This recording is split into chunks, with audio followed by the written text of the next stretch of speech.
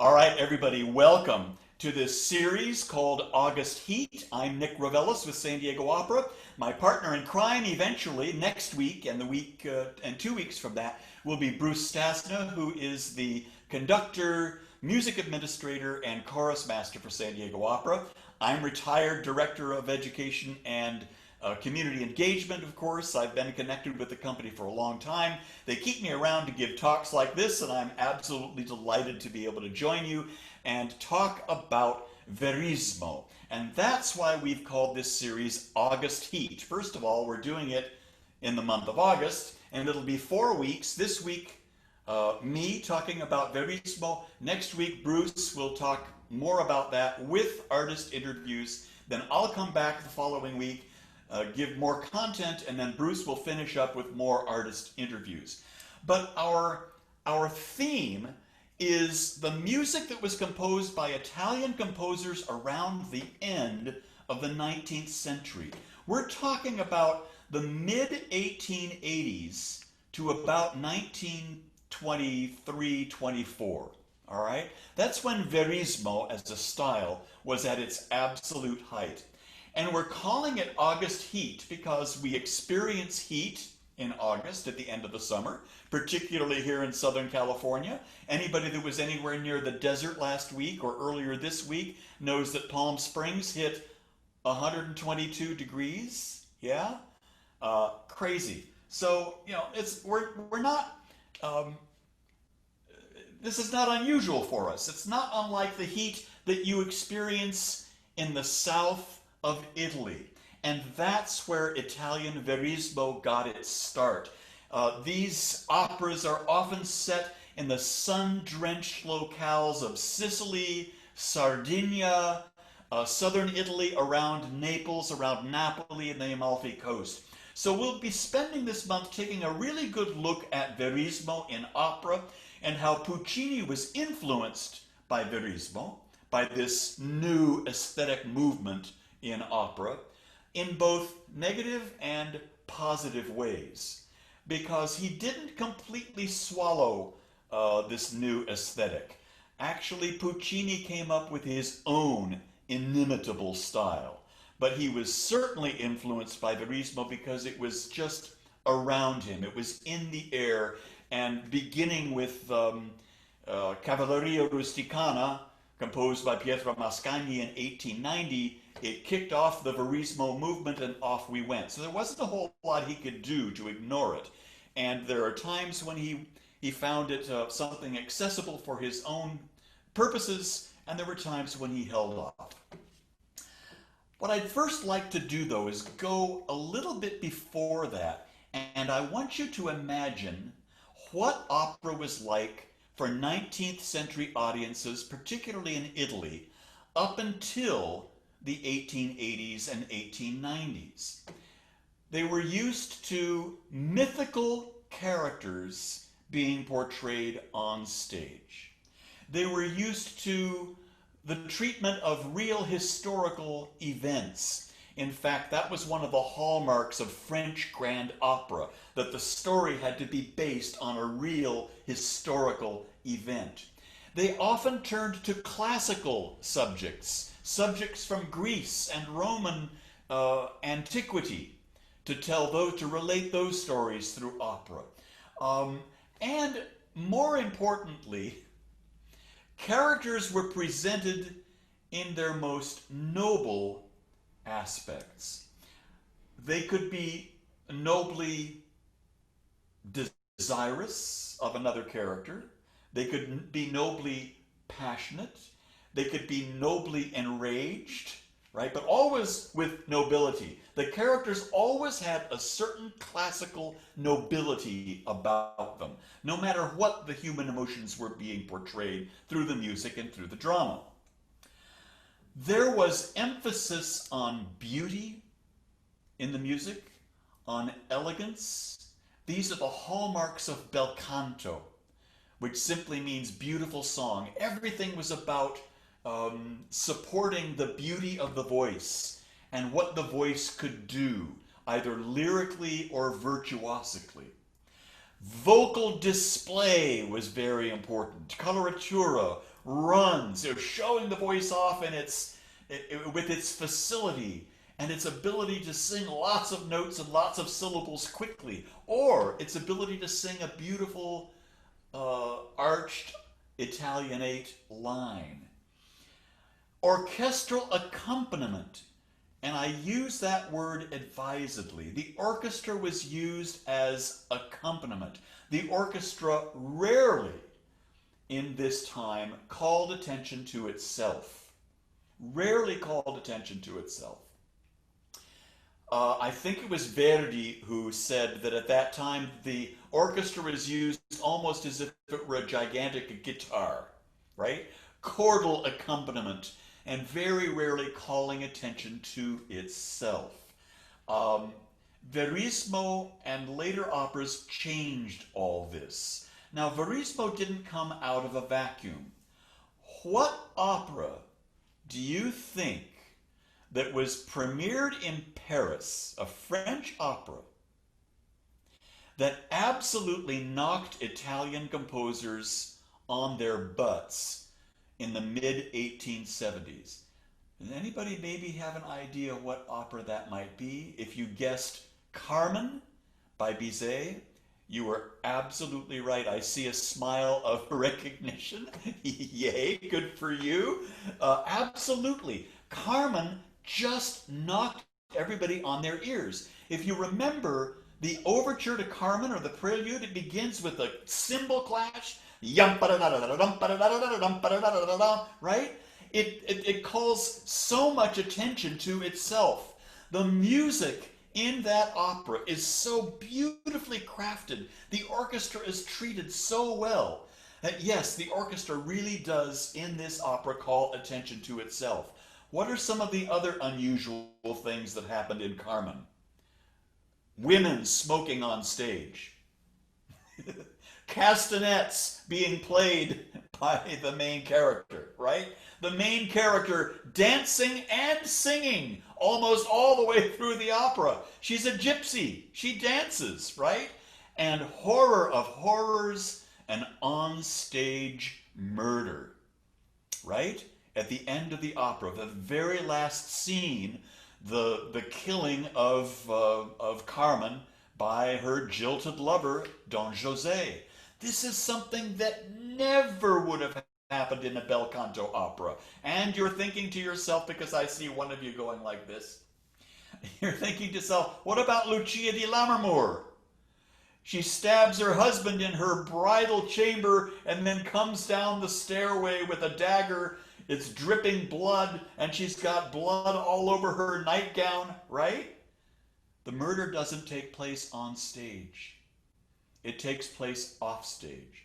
And sometimes violent things that take place off stage are more shocking than the things that take place on stage. But with Carmen, all the rules were thrown out. So I would dare say that one of the origins for Verismo and Italian composers to sort of let loose and look at subjects that were a little bit more racy, a little bit sexier, was the freedom that Bizet's Carmen gave them. Carmen quickly became a big hit all over the world, but particularly in Italy. And so it inspired those young composers who were in the conservatories at the time, the conservatories in Naples, as well as the conservatory in Milan and in Rome, but particularly in Milan, where Pietro Mascagni, the composer of Cavalleria Rusticana, and Giacomo Puccini were roommates. They were roommates at conservatory in Milan. These were people that knew each other. They were of the same age and the same generation. So these are two composers who also had their socks knocked off by watching their first performance of Carmen, I'm sure. But Verismo came actually from a literary movement. And that movement was begun by the French author Émile Zola. and it was called Naturalism or Naturalism. What Zola wanted to do was go into the characters of his novels, who usually lived in a small village or a small city. They were usually people that lived on the rural edges of larger cities, and where emotions were, very often at the surface, and where they were dealing with poverty or dealing with a hand-to-mouth kind of existence. Zola really wanted to expose this kind of life to his readers, to his audiences. And that was not unusual for authors that were in that circle in France to be able to write about these sorts of things. It was called naturalism, and it caught on in, of all places, Sicily, with the author who came from Catania, Giovanni Verga, V-E-R-G-A, Giovanni Verga. And Verga did exactly the same thing. He was looking particularly at rural communities in Sicily and in southern Italy, and really trying to, in a very realistic and a very natural way, tell the stories of the people that lived in those places. Interesting comments here. What about the murder of the king in Un ballo in maschera? And you're absolutely right. Yeah, that does take place on stage. Should be done by a shot. He gets shot by a gun. Ballo.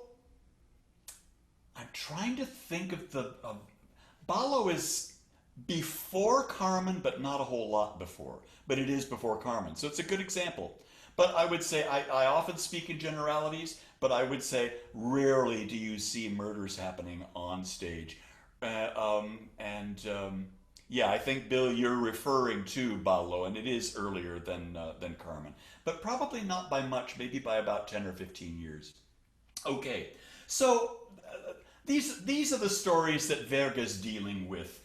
The problems and issues of real people, rustic settings, emotional overwhelm, direct expression in terms of his language, using the language of the people, what they would call at the time low-life subjects involving sex, jealousy, rage, suicide, murder, prostitution, and the orchestra takes over once opera gets a hold of these verismic subjects and demands attention and becomes an equal partner to the voices. Now I want to give you two video examples. Here is, first of all, what the 19th century audience would have expected in, let's say, 1840, 1850, maybe well into the 1860s. And this is just a little bit of a clip of the great aria Casta Diva from Bellini's Norma, which would be considered the archetypal Belcanto opera. Let's take a look at this.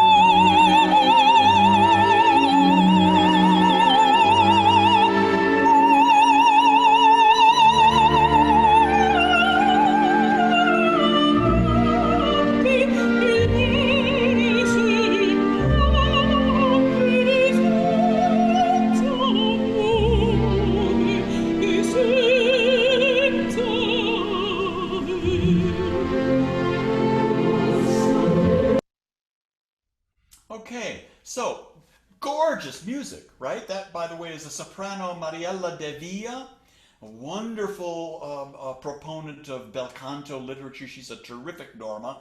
Not the most beautiful production in the world, but this would have been typical of what happened at Costa Diva. The chorus is simply standing there listening to her. She's singing. She's not moving a whole lot. There's not a lot of activity. The emphasis is on the voice. The orchestra is pure accompaniment. Well, things changed. Here's 1890. What the audiences, the typical audiences of the 19th century heard when they went to that very first production of Pagliacci by Mascagni.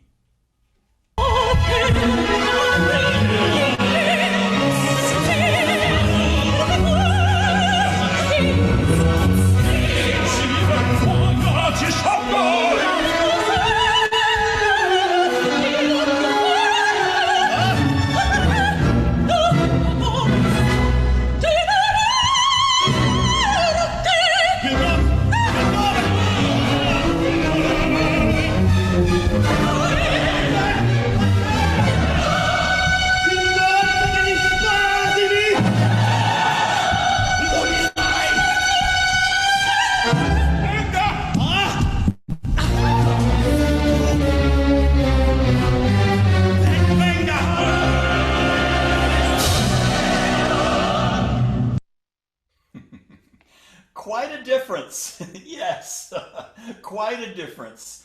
And you know, again, I'm making generalizations, and I'm taking you to two very, very different ends of the spectrum.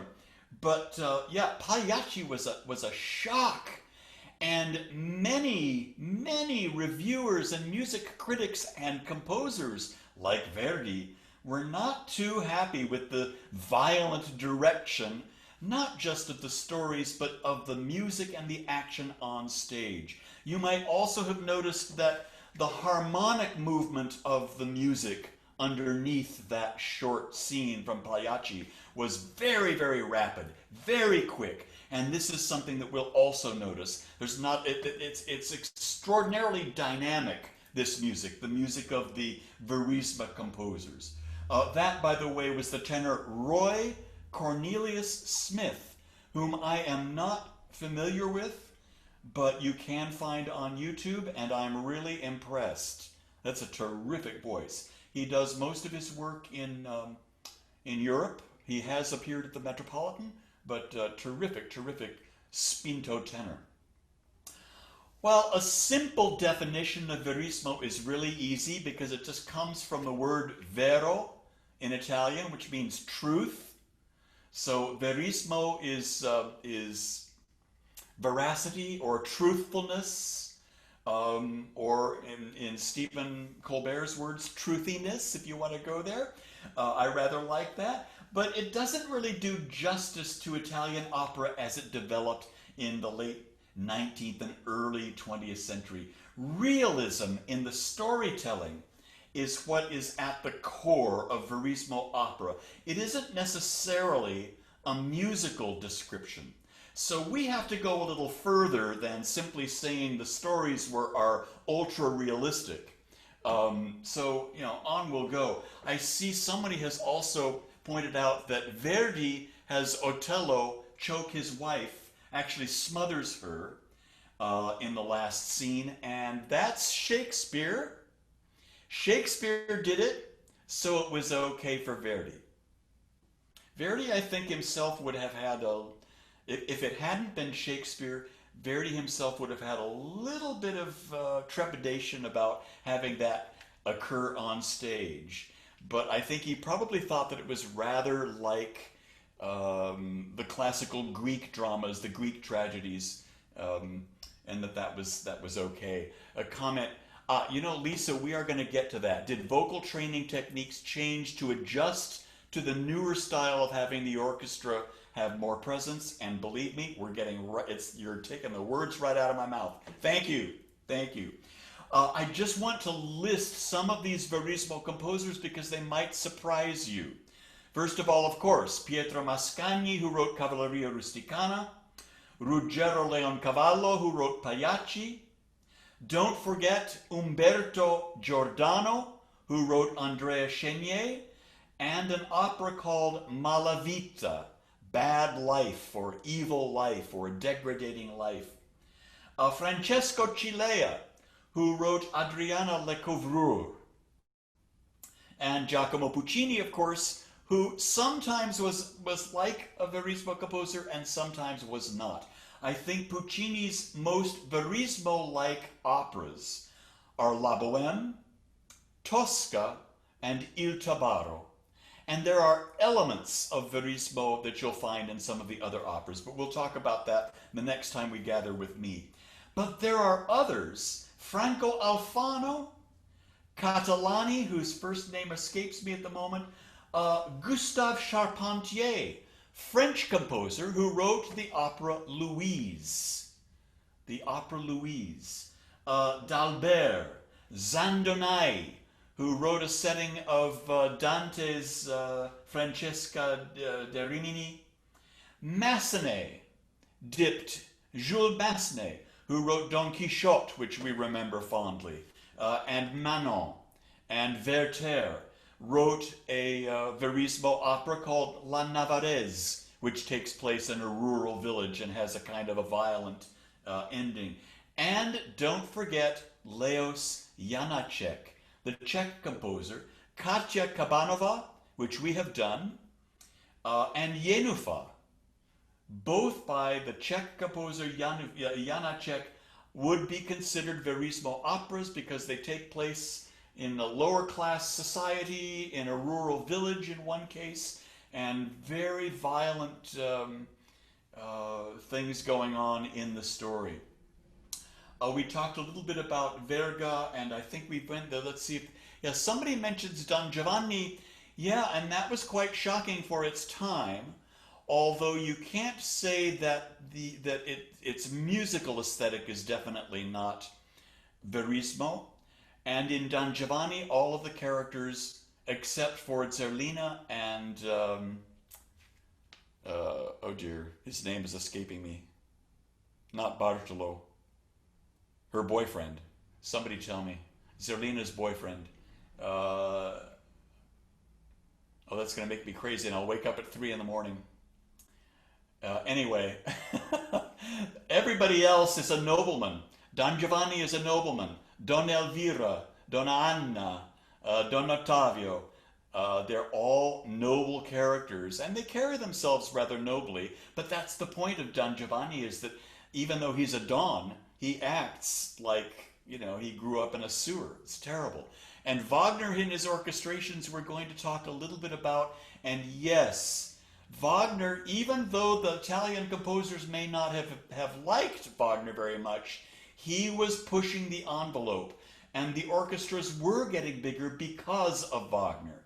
So I would say that in 1890, by which time Wagner is long gone, by 1890, composers like Puccini, even Verdi with Otello and Falstaff, and Mascagni and Leoncavallo realize that they have a lot more colors to work with in the orchestra, and that the orchestra can indeed be bigger and take a larger role. Thank you, Mazzetto.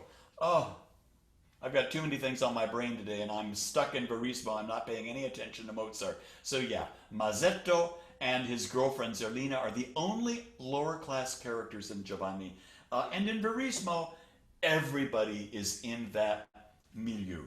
So let's talk about the musical characteristics, and we get to what you guys are, what Lisa and who is KCIKS? I'm not really sure who you are, but you're mentioning Wagner's influence on the orchestra, and yes, larger orchestras demanded larger voices, and those voices are described by the word spinto, S-P-I-N-T-O, spinto, which literally means pushed, pushing the voice in a healthy way, pushing the voice to the point where it will be able to carry over that larger orchestra and over the ability of the composer to feature the brass section, let's say at the end of Bohème.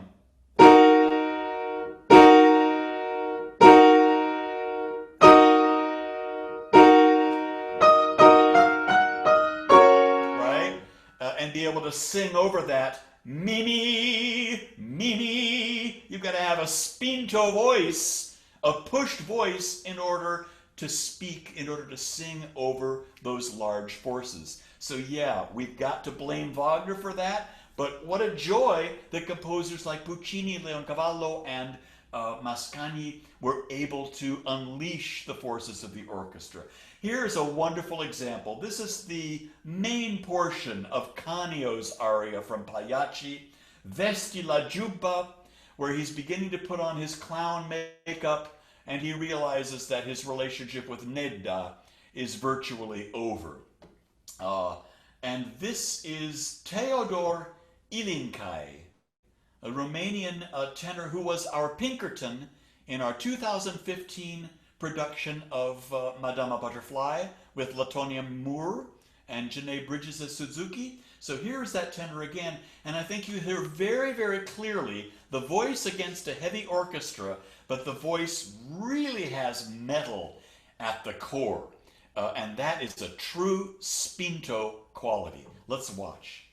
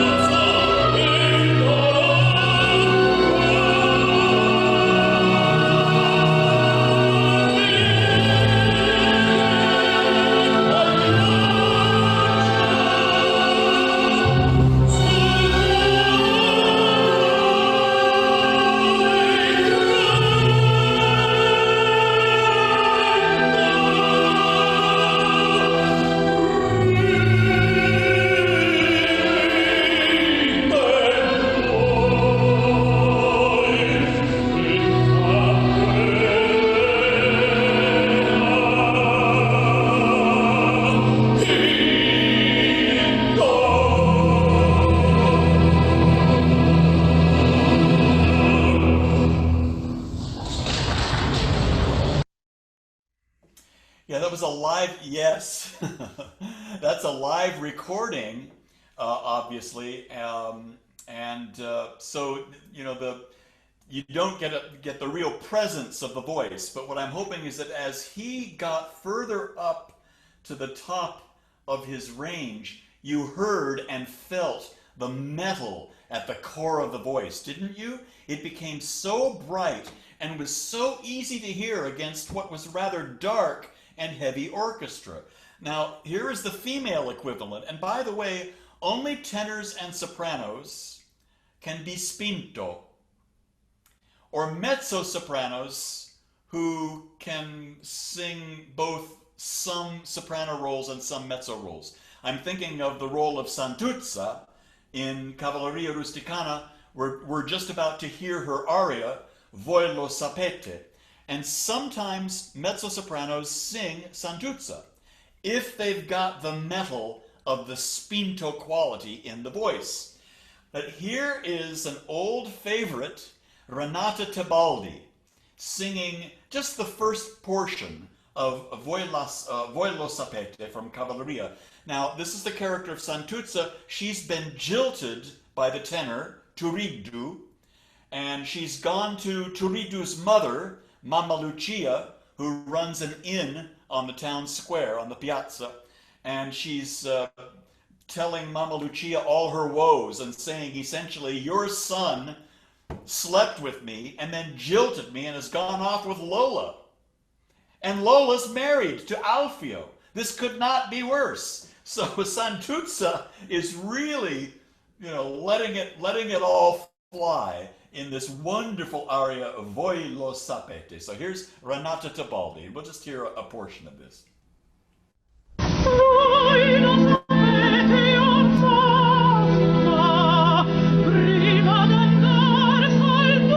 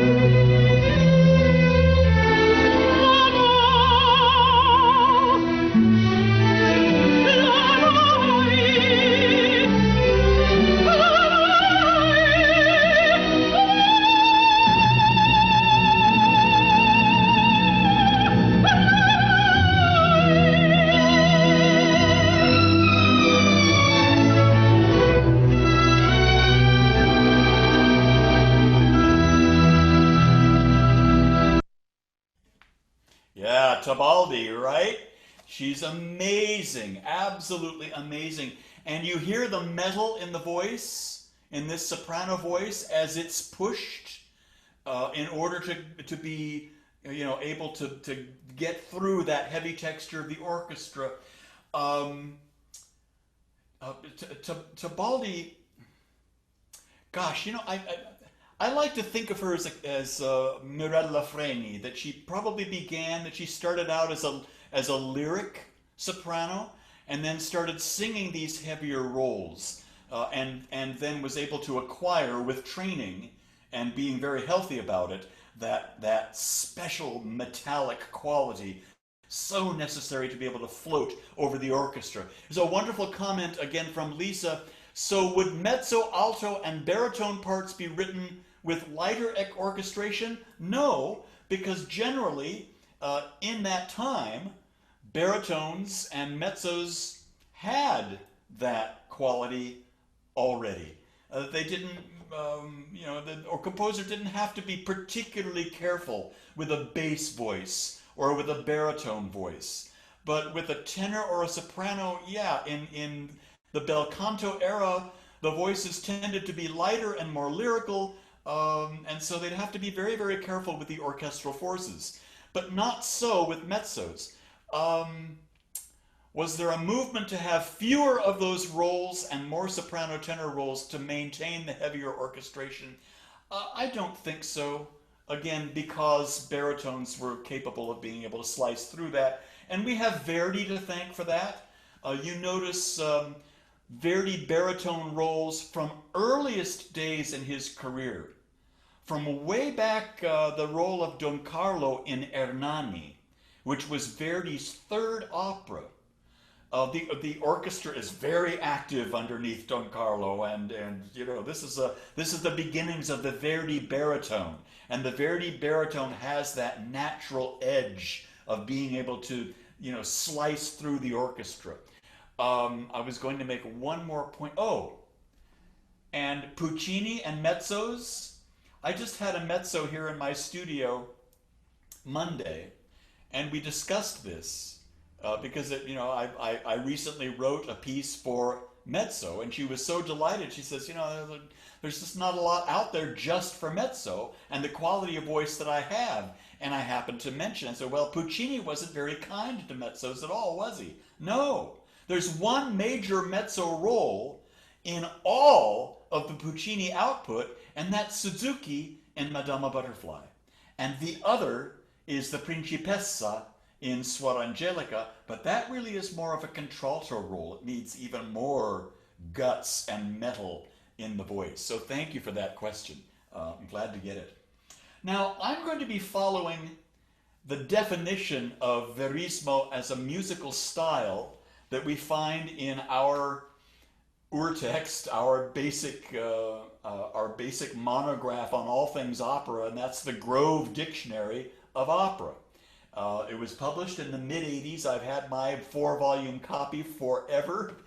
You'll find it at most libraries. It's a wonderful reference book, and I often go to it to find the critical definitions of some of the things that I'm talking about. Not necessarily the detail, but what are the critical definitions of the musical style? We've talked about the literary style, the style of the characters, and where they come from, the storytelling. It's all that naturalism, verismo, and that all makes sense. But how do the composers match these stories and these characters musically? Well, here's one of the descriptions that the Grove article uses on verismo. Violent vocal outbursts, big unison climaxes, unison meaning it's the whole, everybody on stage singing the same melodic line. So the chorus, the soloists, everybody's singing the same melodic line in unison. And mellifluous intermezzos, which I just love. And I know that he's thinking particularly about the intermezzo from Cavalleria Rusticana. So let's get quick examples of each of these things. First of all, violent vocal outbursts. And let's go back to Roy Cornelius Smith in Pagliacci. This is from the finale of Pagliacci, which we saw a little bit of earlier. Let's see a little bit more of it right here, and so you understand what a true emotional vocal outburst is like in a verismo opera.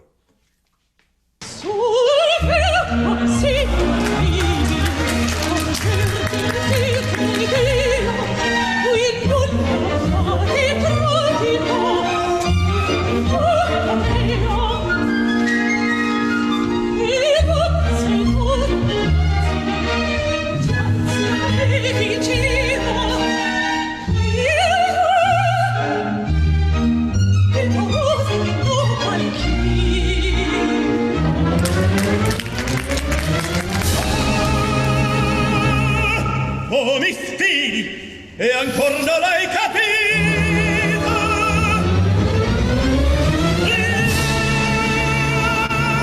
Non ti cedo il nome alla tua vita, il nome.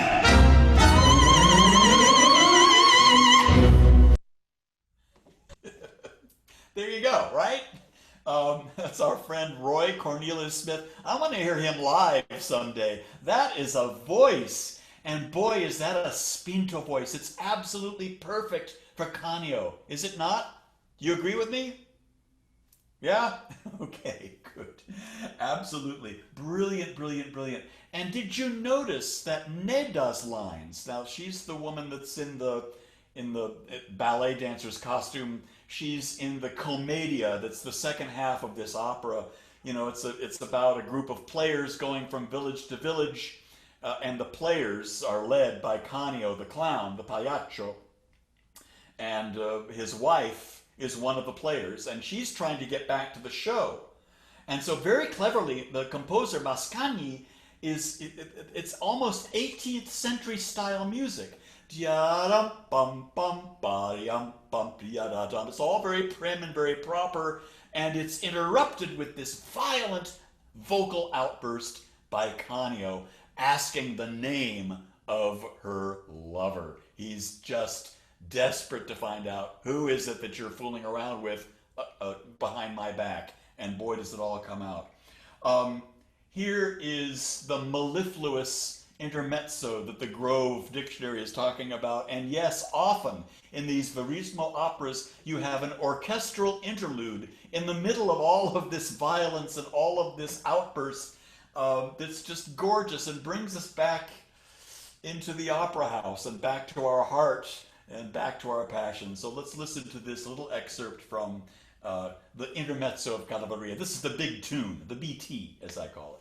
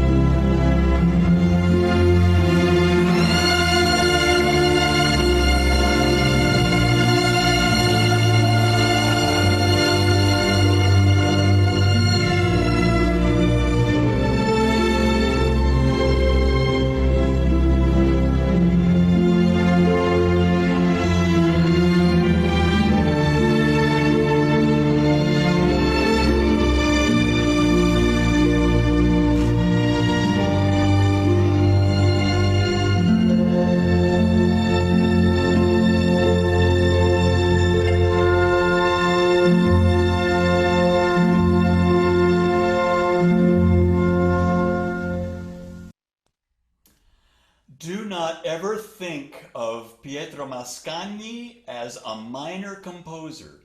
A composer who can compose and spin out a melody like that is not a minor composer. It's interesting, we have a question actually, a question from Jean asking, why do you think that Cavalleria is sometimes so underrated? You know, I don't think it is in opera circles. In opera circles, Cavalleria is thought of right up there with all the great ones, as well as Pagliacci.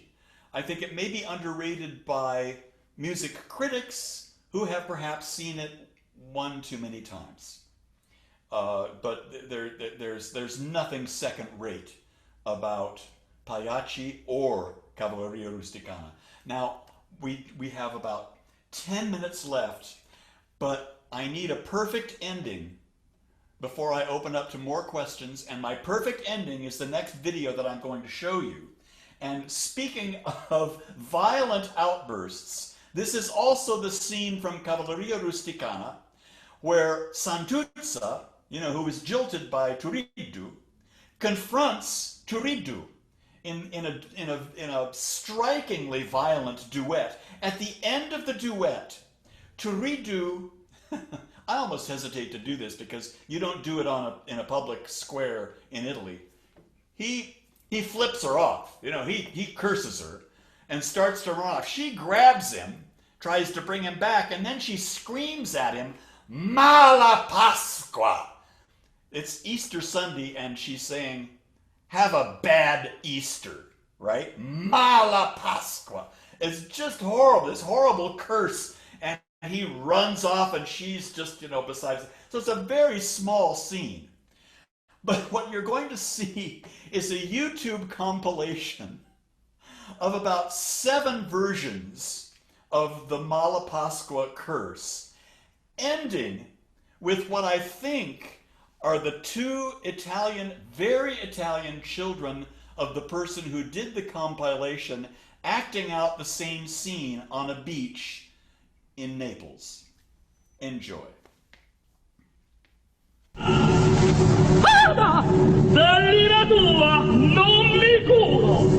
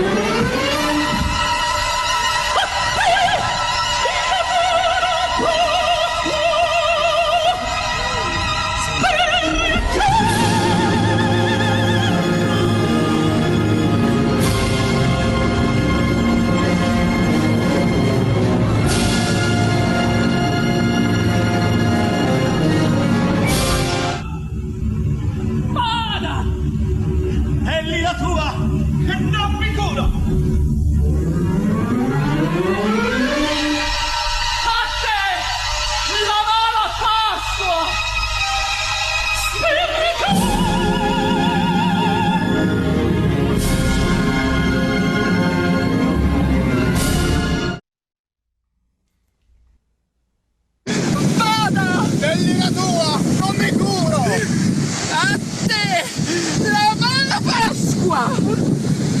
Perdona!